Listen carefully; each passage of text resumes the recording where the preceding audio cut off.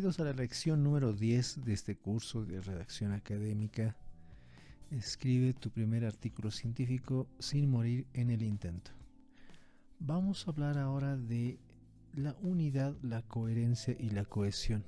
Estas son tres cualidades que tiene cualquier texto académico y básicamente lo que hacen es que este escrito sea comprensible, totalmente comprensible para nuestro lector.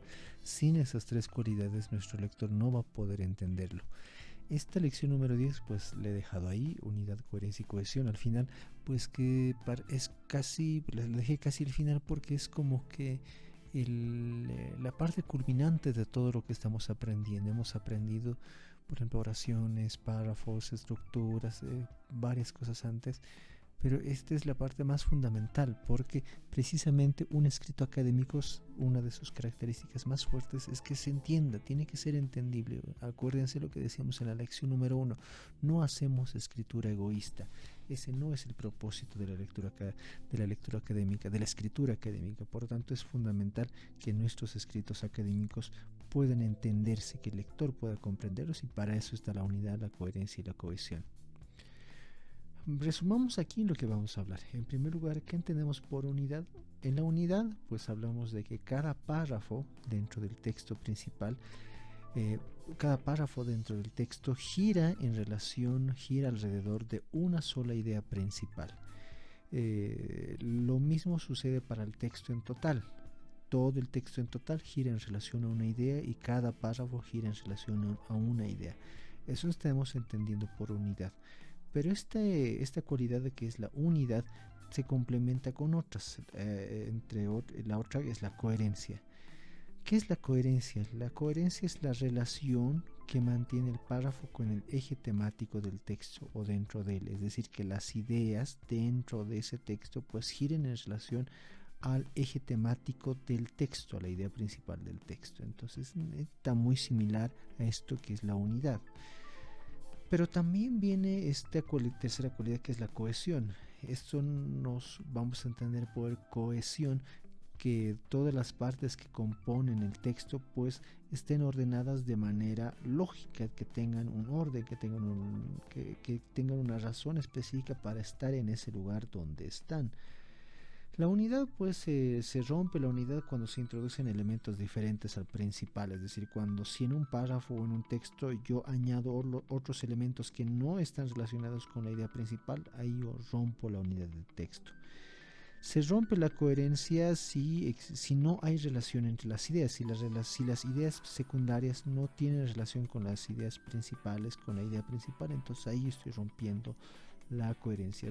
Puedo llegar a romper la cohesión cuando hago uso incorrecto, por ejemplo, de puntuación, de conectores, verbos, pronombres, sinónimos. De esa manera, usando incorrectamente esos recursos, yo es que puedo llegar a lastimar la cohesión dentro de mi texto. Antes de hablar de estos elementos que acabo de mencionar, tenemos que señalar que es la adecuación textual. Veamos este titular de periódico. Dice, el presidente de Estados Unidos ha estirado la pata. Hay algo raro aquí. Lo raro es que estas dos palabras, ha estirado la pata. El lenguaje en el cual está expresado, estirado la pata, no corresponde a un periódico formal, es decir, no es adecuado, no es pertinente. Por lo tanto, podemos decir que no es adecuado para esta situación comunicativa. Por tanto, la adecuación textual es una propiedad según la cual el texto producido es adecuado para una situación comunicativa, es decir, que se adapta al contexto en el cual se muestra ese material. Decir el presidente de Estados Unidos ha estirado la pata pues no es adecuado al contexto de un periódico formal. Los aspectos que la adecuación tiene en cuenta son los siguientes. Número 1, la presentación del texto, el cómo se lo está mostrando, eso es importante. El propósito, la intención comunicativa. La adecuación también obedece al por qué estamos escribiendo algo. Tercero, el registro. El registro significa la manera en la que expresamos algo. Es distinto, por ejemplo, en el habla común.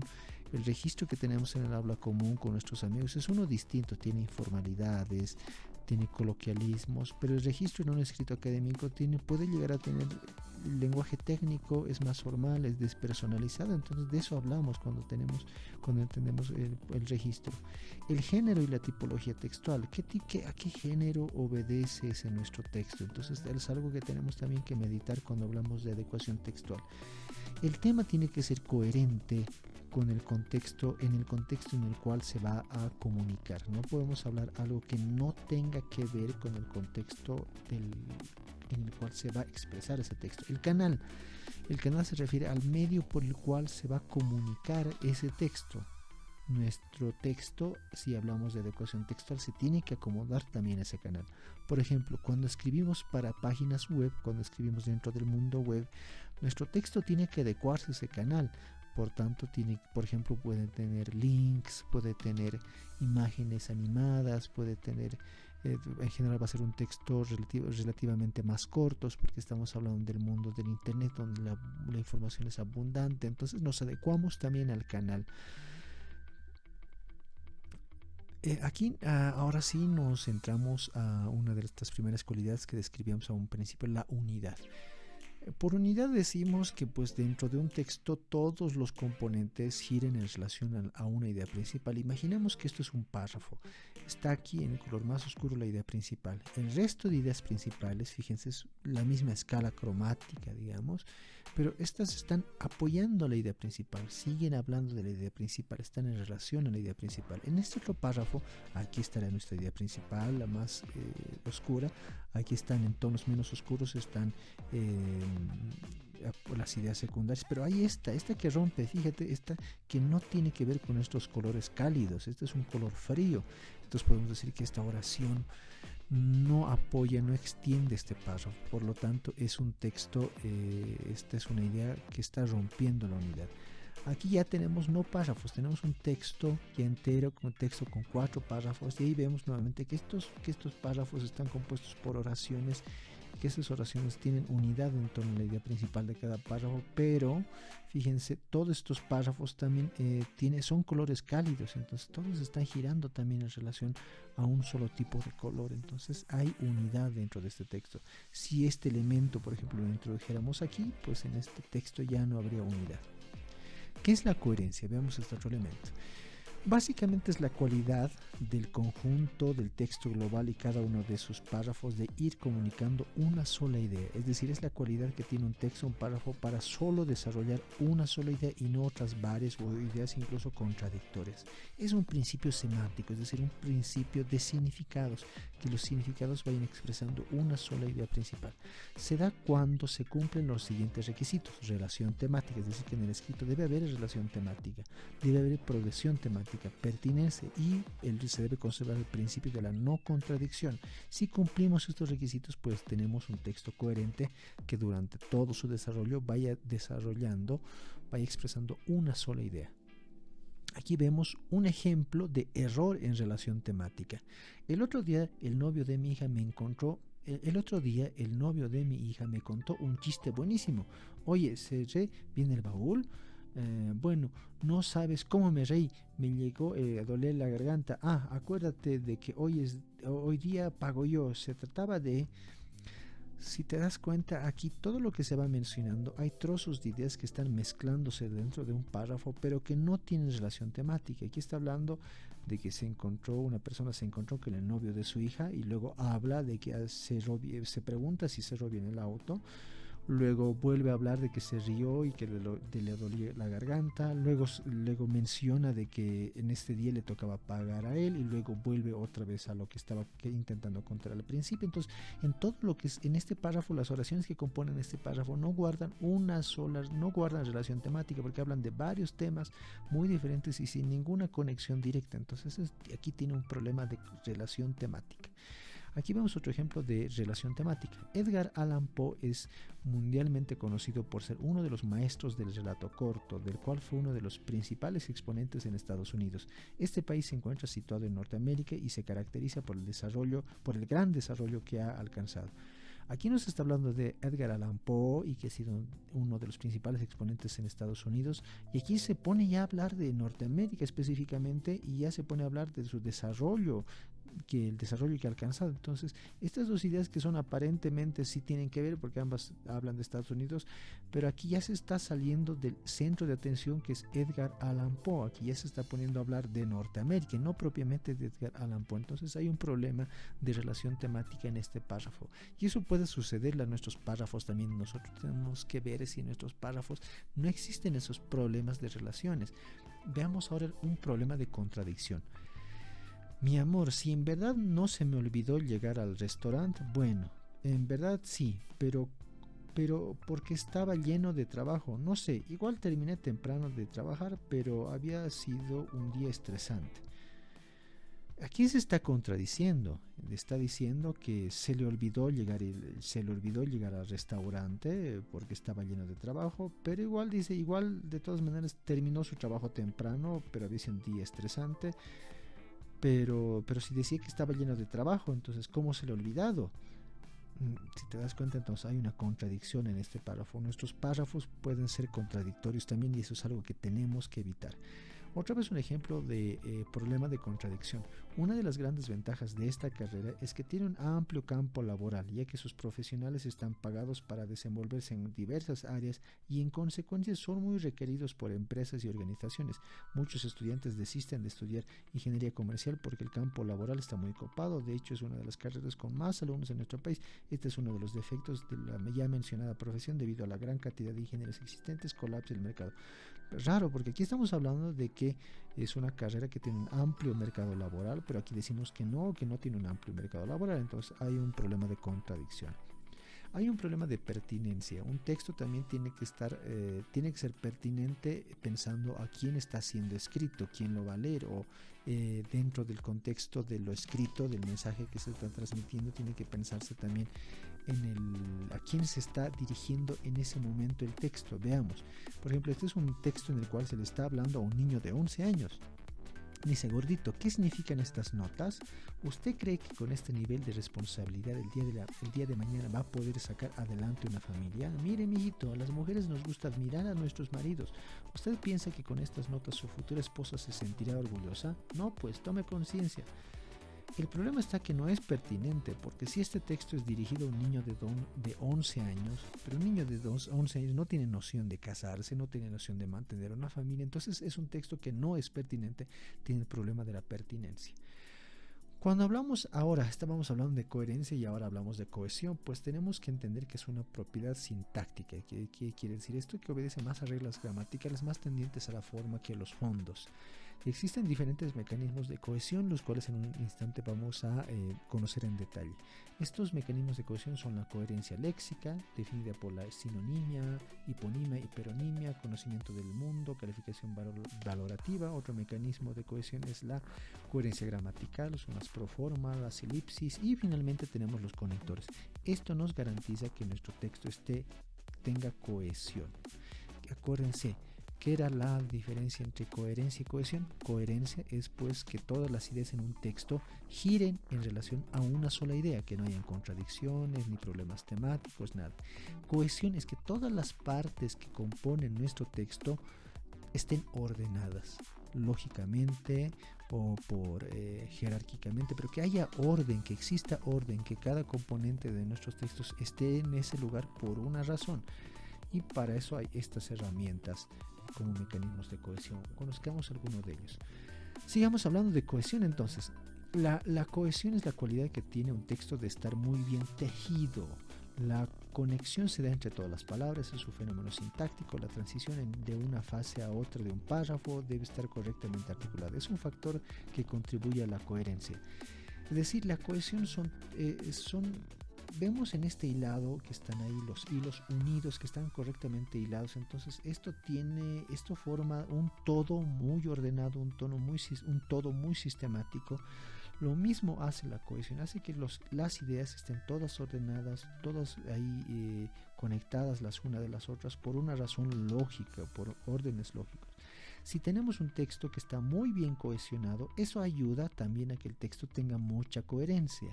Entonces hay una relación también de dependencia ahí.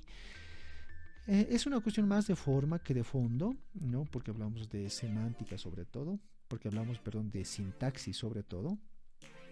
Y para los propósitos de la cohesión existen procedimientos lingüísticos que vinculan los enunciados. Es decir, hay principios lingüísticos, procedimientos lingüísticos que nos ayudan a hacer esto. Veamos cada uno de ellos.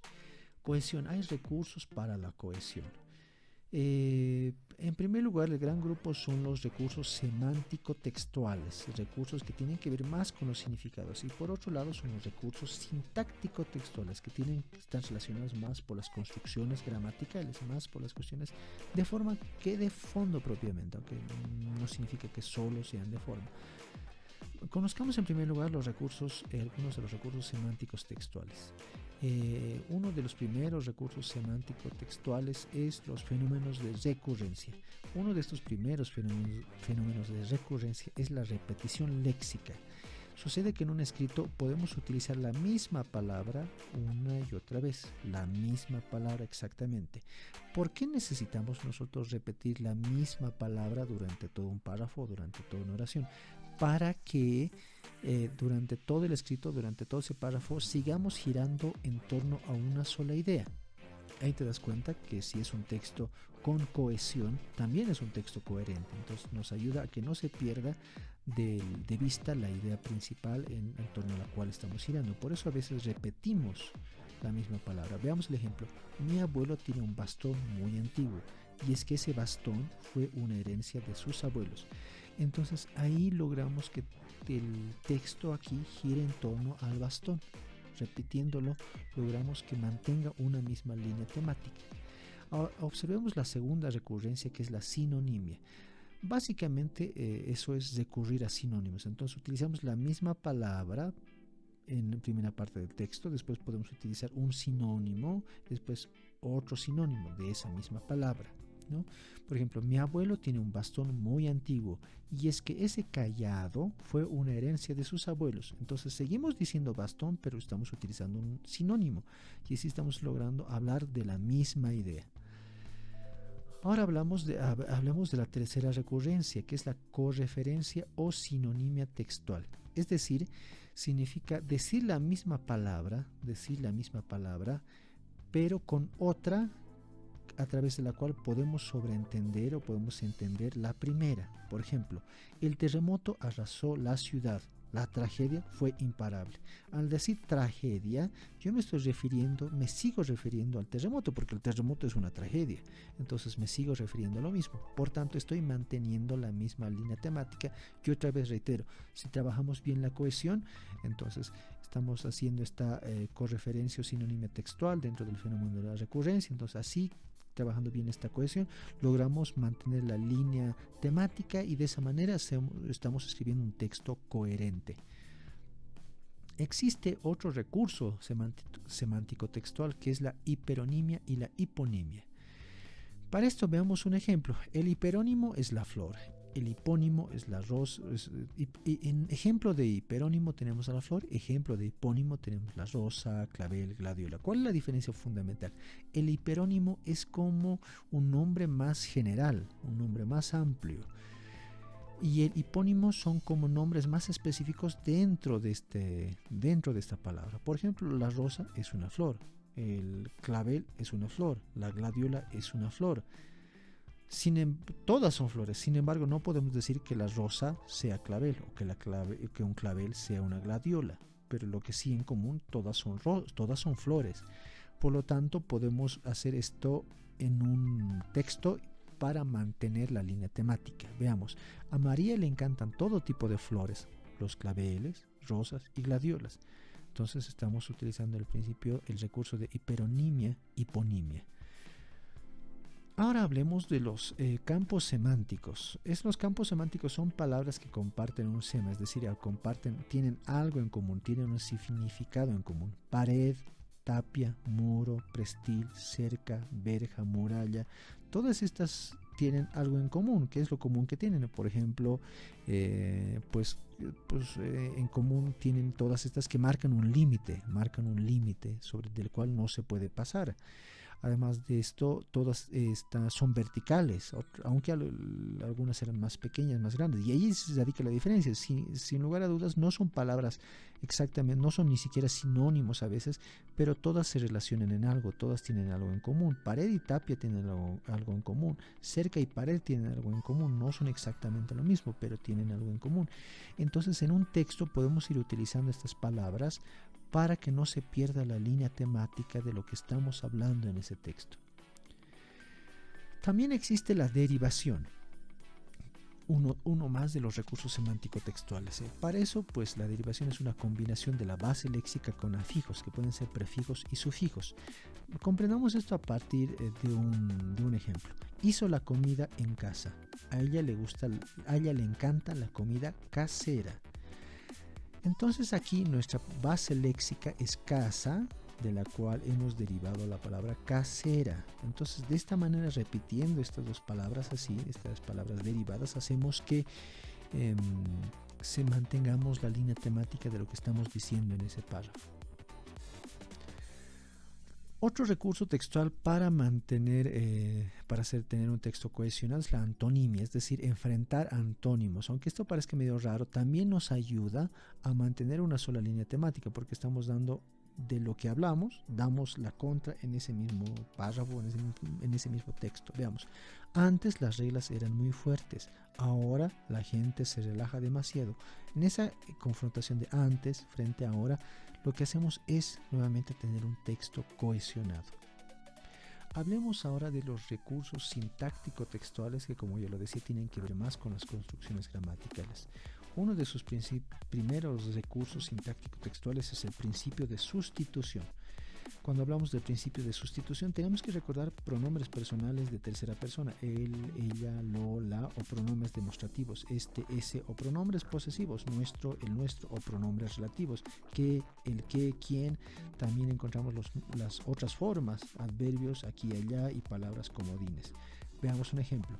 Don Jorge ofreció un buen contrato al carpintero. Este aceptó encantado.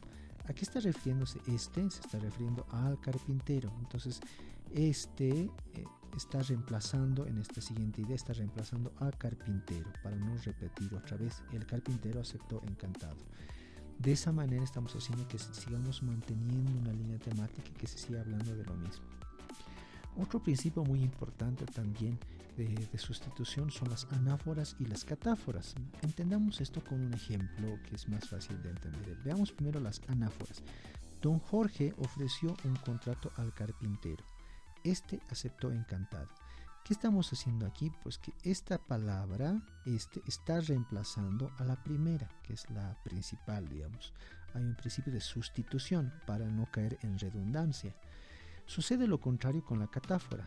Veamos, esto me ha molestado, que en el colegio no exista coordinación entre padres de familia. Al decir eso me ha molestado, al decir eso, esta palabra está en reemplazo, está reemplazando a esto, que es que en el colegio no exista coordinación entre padres de familia. Esto está reemplazando a esto. Estamos diciendo que esto es lo mismo que esto. Estamos diciéndolo, pero que estamos haciendo el principio de sustitución por catáfora de tal manera que no tengamos que repetir lo mismo otra vez. Otro recurso también sintáctico textual son las deixis. Y aquí podemos ver deícticos de lugar, aquí, allá, este, o deícticos de tiempo, por ejemplo, entonces. Los pronombres demostrativos pueden manifestarse tanto en deixis de lugar como de tiempo, pero entendamos esto mejor con un ejemplo. Tráelo aquí. Estamos explicándole algo a nuestro lector que lo hace ubicar es un deíctico de lugar, que nuestro lector es como si le estuviéramos mostrando específicamente un lugar. Lo hice entonces, estamos diciéndole un tiempo exacto en el cual se realizó tal acción. Entonces estamos utilizando estos recursos sintácticos textuales para conservar la cohesión de nuestro texto.